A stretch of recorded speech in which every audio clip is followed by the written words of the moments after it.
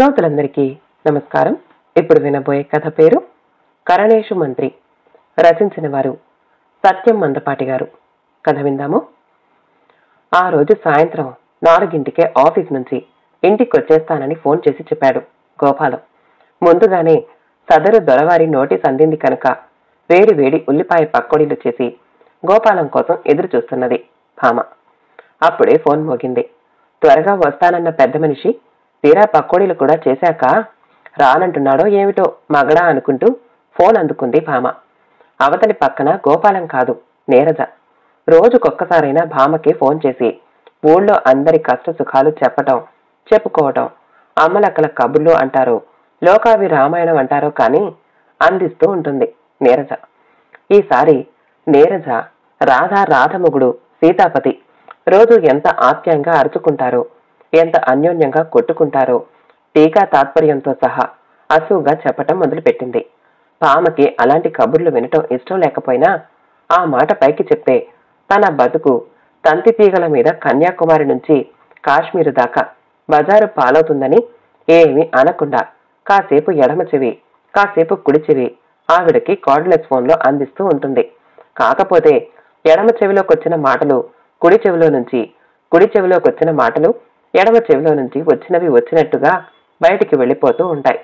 ఆవిడ మాటలకు అడ్డొస్తూ, ఏమో నాకు మా ఆయనకి ఎప్పుడూ పోట్లాటలు రావు, మాది ఆదర్శ కుటుంబం, అన్యోన్య దాంపత్యం, అపూర్వ సంసారం, ఒకళ్ళనొకళ్ళం బాగా అర్థం చేసుకుంటాం, పరస్పరం గౌరవించుకుంటాం, అసలు భార్యాభర్తల మధ్య పోట్లాటలు ఎలా వస్తాయమ్మా, అంతా విడ్డూరం అన్నది.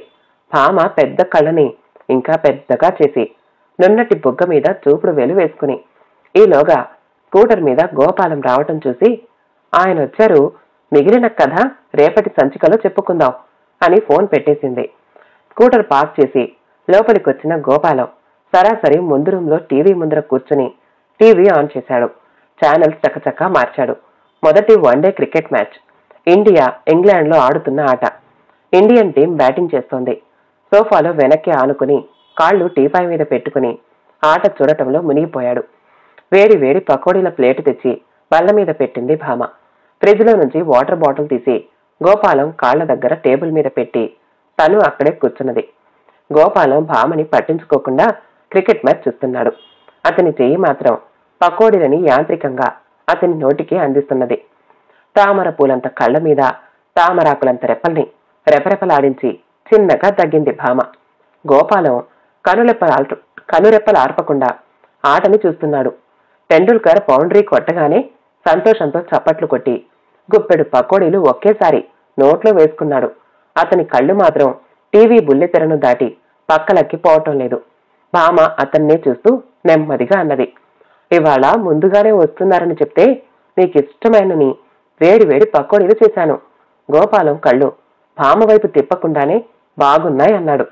ఈ లోపల లాంగ్ ఆన్ లో ఫీల్డర్ పరిగెత్తుకుంటూ వెళ్లి బౌండరీ లైన్ ముందర బంతిని ఆపటం చూసి, వాణ్ణి చూడు, 5 నిమిషాల్లో 4 4 ఆపాడు, దరిద్రుడు, నిష్ఠ దరిద్రుడు అన్నాడు. అనేటప్పుడు కాని అన్న తర్వాత కాని భామ వైపు చూడలేదు గోపాలం. భామ కవ్వింపుగా నవ్వింది. అతను దరిద్రుడేం కాదు, నిష్ఠ దరిద్రుడు అసలే కాదు. ఇంతకు ముందులా కాదు. క్రికెట్ ప్లేయర్లు డబ్బులు బాగా సంపాదిస్తున్నారు. ఆడినందుకు కొంత పెద్ద పెద్ద కంపెనీలకు అడ్వర్టైజ్మెంట్లు, ఎండార్స్మెంట్లు ఇచ్చి కొంత, దావూద్ ఇబ్రహాం పుణ్యమా అని మ్యాచ్ ఫిక్సింగ్లు, బెట్టింగులు చేసి కొంత. అది సరే కాని మా బామ్మని చూసి చాలా రోజులైంది, అసలే పెద్దదైపోతుంది, ఓసారి మా భీమారం వెళ్లి చూసిరానా అన్నది. గోపాలం భామ మాటలు విన్నట్టులేదు. టీవీ చూస్తూనే ప్లేట్లో పకోడీల కోసం చేయి చూపాడు. ప్లేటు ఖాళీగా ఉండటం వల్ల చేతికి ఏమీ అందలేదు. పకోడీలు కొంచెమే చేశావే, నాకిష్టమని తెలీదు అన్నాడు. అని రన్అట్ అవ్వబోతున్న రాహుల్ ద్రావిడ్ని చూసి రన్ రన్ అని అరిచాడు. భామ మాట్లాడకుండా కిచెన్లోకి వెళ్లి పకోడీల గిన్నె తెచ్చి బల్ల మీద పెట్టి తను అక్కడే కూర్చున్నది. గోపాలం పకోడీల గిన్నె ఒళ్ళో పెట్టుకుని తింటూ ఆట చూస్తున్నాడు.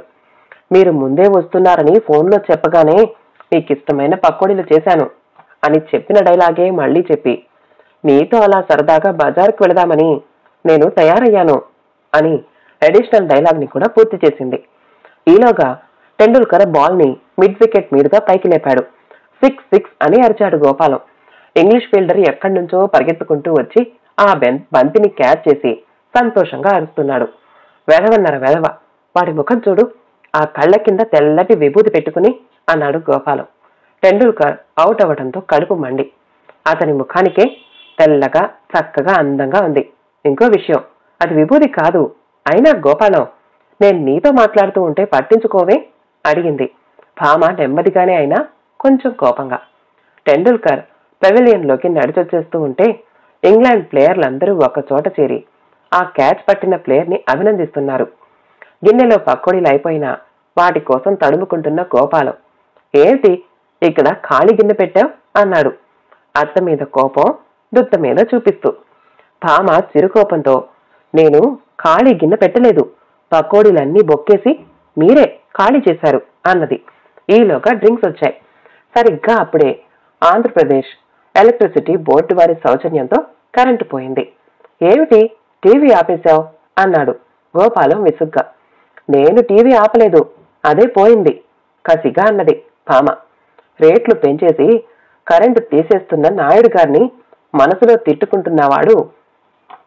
తిట్టుకుంటున్నట్టున్నాడు గోపాలం. అందుకే అతను ఏమీ మాట్లాడలేదు. టీవీల వాళ్ళకి వాటర్ బ్రేక్, మనకి కరెంటు బ్రేక్ అని. అలాంటి సమయంలో కరెంటు తీసేసిన నాయుడు గారి ప్రభుత్వాన్ని మనసులోనే అభినందించింది భామ. గోపాలం ఏమీ మాట్లాడలేదు. అతనికి కసిగానే ఉంది. మరి ఇవాళ ఎంతో కష్టపడి చకచకా నీకిష్టమైన పకోడీలు చేశాను. నా కష్టం ప్రేమ గుర్తించలేదు. పోనీ గుర్తించలేదనుకోండి, అమెరికన్స్ లాగా మాట మాత్రంగా నేనా థ్యాంక్స్ అనొచ్చు కదా, అది అనలేదు. పోనీ థ్యాంక్స్ చెప్పలేదు అనుకోండి, నన్ను పట్టించుకోకుండా టీవీ చూస్తూ గిన్నె ఖాళీ చేశారు. పోనీ గిన్నె ఖాళీ చేశారే అనుకోండి, కనీసం నేను తిన్నానా లేదా అని కూడా చూడకుండా చేసినవన్నీ మీరే బొక్కేశారు. పోనీ ఎంతో బాగా చేశాను కనుక చేసినవన్నీ మీరే తినేశారనుకోండి, నేను మాట్లాడుతూ ఉంటే మీరస్సలు మాట కలపటం లేదు. పోనీ మీకు మాట్లాడడం సరిగ్గా రాదులే అని సరిపెట్టుకుందామనుకున్నా. మీరు నా పుట్టినరోజుకి ప్రేమతో ఇచ్చిన చిలకాకు పచ్చ రంగు చీర కట్టుకున్నది కూడా గమనించలేదు. గమనించకపోగా ఫిర్యాదుల మీద ఫిర్యాదులు, పకోడీలు ఎక్కువ చేయలేదని, కరెంటు తీసేశారని, టీవీ ఆపేశానని. అసలు వాళ్ళు క్రికెట్ ఆడకుండా డ్రింకులు తాగుతున్నప్పుడు కూడా ఏమిటి మీ రుసరుసలు? ఎందుకు? ఎవరి మీద ఆ కోపం? ఏమిటి అసలు మీ ఉద్దేశం అని గోపాలాన్ని చడామడా నాలుగు కడిగేసింది భామ. గోపాలం బిత్తరపోయాడు. అతను తేరుకోవటానికి 2 నిమిషాలు పట్టింది. 2 నిమిషాలు పూర్తయ్యాక బిత్తరపోవటం ఆపేసి నెమ్మదిగా అన్నాడు, అమ్మా భామ, అలా మూతి అందంగా సున్నాలా పెట్టుకుని అమాయకంగా కనబడతావు కానీ నువ్వు నిజంగా ఆడ దుర్యోధనుడివి. లేకపోతే మయసభలో డైలాగుల్లాగా ఆ మాటలేమిటి? లాగులేసుకునే మగాణ్ణి కనీసం మొగుడనే గౌరవం కూడా లేకుండా అలా ఖాళీ చెంబుతో కడిగేయటం ఏమిటి? అమ్మమ్మమ్మ అన్నాడు గోపాలం ఒక్కసారిగా ఆశ్చర్యపడిపోయి. భామ తన తెల్లటి ముక్కు మీద ఎర్రటి కోపం నిప్పులు కక్కుతున్నా బాపు బొమ్మల బోలెడందంగా ఉంది. మాట మార్చి ఏదో హాస్యం చేస్తే మర్చిపోటానికి నేనేం చిన్నపిల్లని చెతక పిల్లని కాదు. ఈ విషయం ఇవాళ అటో ఇటో తేలిపోవాల్సిందే అన్నది. భామ కోపంలో ఇంకా అందంగా ఉంటుందని ఇందాక అనుకున్నాం కదా, అదే సరిగ్గా గోపాలం కూడా అనుకున్నాడు. భామ అతను కట్టుకున్న పెళ్ళామే కనుక అలా అనుకుని ఊరుకోకుండా ఆమెను దగ్గరికి తీసుకుని, యు ఆర్ సో బ్యూటిఫుల్ భామ అన్నాడు. చిప్పో అల్లరి పిల్లాడా, కరెంటుంటే టీవీ, లేకపోతే నేను. నువ్వంటే నాకు కోపంగా ఉంది అన్నది. భామ గోపాలం మీద ప్రేమ వచ్చినా కోపం వచ్చినా అతన్ని నువ్వు అంటుంది. గోపాలానికి అదొక గొప్ప సంకేతం. అయితే ఇది నిజం కోపం అన్నమాట. పకోడీలు చాలా బాగున్నాయి, నీ చీర కూడా చాలా బాగుంది, నువ్వు కూడా ముద్దొస్తున్నావు, క్రికెట్ మ్యాచ్ కూడా బాగుంది, కరెంట్ వస్తే ఇంకా బాగుండేది. ఒక్కొక్క మాటే గూడ్స్ బండి పెట్టెల్లా నెమ్మదిగా వస్తున్నాయి. ఆమె చేతి కోసం గోపాలం తన అరచేయి చాపాడు. అలా ప్రేమ నటించకండి, మీ దగ్గర నుంచి నాకు సంజాయిషి కావాలి అన్నది భామ కొంచెం దూరంగా జరుగుతూ. గోపాలం నవ్వి అన్నాడు, ఎస్ యువర్, నీ డైలాగులన్నీ NDODలా అప్పచెప్పావు. అజ్ఞానిని మర్చిపోయాను. గుర్తు తెచ్చుకుని అన్నింటికీ జవాబులు చెప్తాను. ఈలోగా ఒక కప్పెడు కాఫీ ఇస్తావా? ఇవ్వను కాక ఇవ్వను. కప్పెడు కాదు, గుప్పెడు కూడా ఇవ్వను. మీరు సంజాయిషి ఇస్తే కాని ఏమీ ఇవ్వను అన్నది. భామ తలంటు పోసుకున్న తల మీద చిలకాకు పచ్చరంగు చీర చెంగు కప్పుకుని కోపంలో అందంగా ఉన్న ముక్కుని ముఖాన్ని ఆ చెంగు చాటున దాచేస్తూ, ఇస్తాను, సంజాయిషి ఇస్తాను. నా కోసం నాకిష్టమైన పకోడీలు చేశావు. అది నా మీద నీకు చాలా ప్రేమ ఉందని నిరూపిస్తున్నది. అది ప్రేమకి చిహ్నంగా నీకు రావలసిన పద్మభూషణ్ అవార్డు. పకోడీలు చాలా చాలా బాగున్నాయి. అందుకే నువ్వు తిన్నావా లేదా అని కూడా ఆలోచించకుండా అన్నీ నేనే తినేశాను. ఆ సంఘటన నీ పాకశాస్త్ర ప్రావీణ్యానికొక పద్మ విభూషణ్ అవార్డు. నువ్వు మాట్లాడుతున్నప్పుడు నేనెందుకు మాట్లాడలేదంటే, మనకి మనసులు కలిశాయి కనుక మాట మాట కలవటం మంచిది కాదని, మాట మాట కలిస్తే ఇరుగు పొరుగు కలిసి ఆ మాటలు విని మాటల కలహాన్ని కథా సత్సాగరంలా చెప్పుకుంటారని, నీలాంటి అందమైన భార్య మాట్లాడుతూ ఉంటే నాలాంటి అనుకూలమైన భర్త మాట్లాడకుండా వింటూ ఉంటే అది అన్యోన్య దాంపత్యం అవుతుంది. భార్యాభర్తల అనురాగానికి అది భారతరత్న అవార్డు. తర్వాత నీ పుట్టినరోజు నేను కొన్న చిలకాకు పచ్చ రంగు చీర నేను గమనించలేకపోవటం ఏమిటి?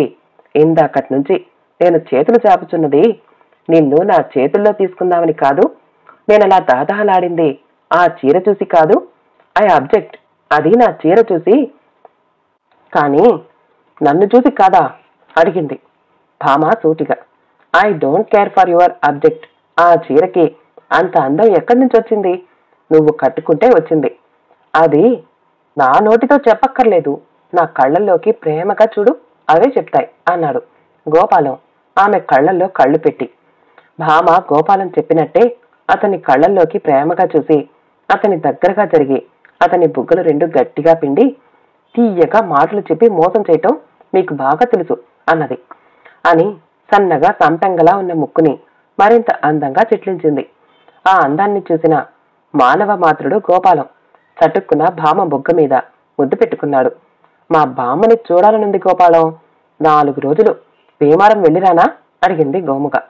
ఈలోగా ఆ వీధిలోని ఏపీఎస్సీబీ ఎగ్జిక్యూటివ్ ఇంజనీర్ గారి భార్య సౌజన్యంతో కరెంట్ వచ్చి టీవీ ఆన్ అయ్యింది. అప్పుడే అలసిపోయిన ఇంగ్లాండ్ బౌలర్ సౌజన్యంతో గంగులీ సిక్సర్ కొట్టాడు. బంతి వెళ్లి జనంలో పడింది. గోపాలం భామని పక్కకి తోసేసి వే టు గో అని అరిచాడు. అలా తనని హఠాత్తుగా విదిలించినందుకు అతను అన్నది ఇంగ్లీష్లోనే అయినా ఏదో కాంగో కాటంగా భాషలా వినిపించినందున అతని మాటల్ని అర్థం చేసుకోలేకపోయింది భామ. చటుక్కున లేచి వెళ్లి కోపంగా టీవీ ఆపేసింది.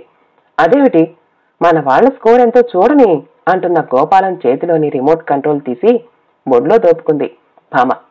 రిమోట్ తో పాటు చీర చెంగు కూడా బొట్లో దోపుకుని 2 చేతులు నడుం మీద పెట్టుకుని నుంచున్న భామ మీరజాలగలడా నా ఆనతి అంటున్న సత్యభామలా కనబడింది గోపాలానికి. బోలెడు కట్నమిచ్చి పెళ్లి చేసుకున్న నేను ముఖ్యమా? బెట్టింగులతో ఆడే ఆ క్రికెట్ మ్యాచ్ ముఖ్యమా మీకు? అలా తలదించుకోకండి, నా వైపు చూసి మాట్లాడండి అన్నది. గోపాలం కొంచెం తమాయించుకుని ఒక చిరునవ్వు చిందించి సోఫాలో తన పక్కనే చోటు చూపించాడు. ఇలా కూర్చో చెప్తాను అన్నాడు. ఆఫీస్లోని మీ సేల్స్మెన్షిప్ ని నా దగ్గర చూపించకండి. నేను ఇక్కడే నుంచుని వింటాను. నేను అడిగిన దానికి జవాబు చెప్పండి అన్నది. ఈ మధ్య మన వయసులోనే ఉన్న భార్యాభర్తల గురించి ఒక సైకాలజీ మ్యాగజైన్ లో చదివాను.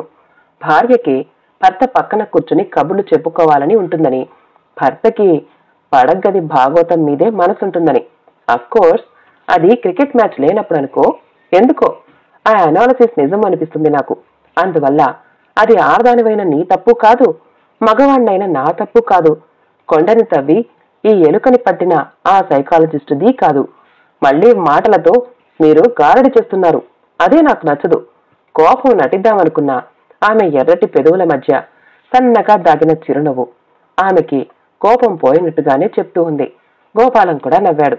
ఏదైతేనే నీ అలక అటకెక్కింది. నాకదే చాలు భామా, ఒక్కసారి నా దగ్గరికి రావా అన్నాడు ప్రేమగా గోపాలం. వస్తాను, మా బామ్మని చూడ్డానికి నన్ను భీమారం పంపిస్తానంటే. ముందు దగ్గరికి రా, ముందు మాటివ్వండి అన్నది కొంచెం దూరంగా వెళుతూ. సరే, అలాగే వెళుతూ కాని. అదేం భాగ్యం? ప్రామిస్. చెప్పానుగా, ఎప్పుడు వెళ్ళాలని ఉంటే అప్పుడు వెళ్ళు. ఆమె కోసం చేయి చాపాడు గోపాలం. రేపు సోమవారమే వెళతాను. ఇంకొంచెం దూరంగా జరిగింది భామ. రేపు సోమవారం కాకపోతే ఎల్లుండి శనివారం దాకా ఆగి వెళ్ళు. లేదు, రేపు సోమవారమే వెళతాను. అలాగే, రేపు సోమవారమే వెళ్ళు. బస్ ఎక్కిస్తాను. దగ్గరికి రమ్మని చేయి ఊపాడు.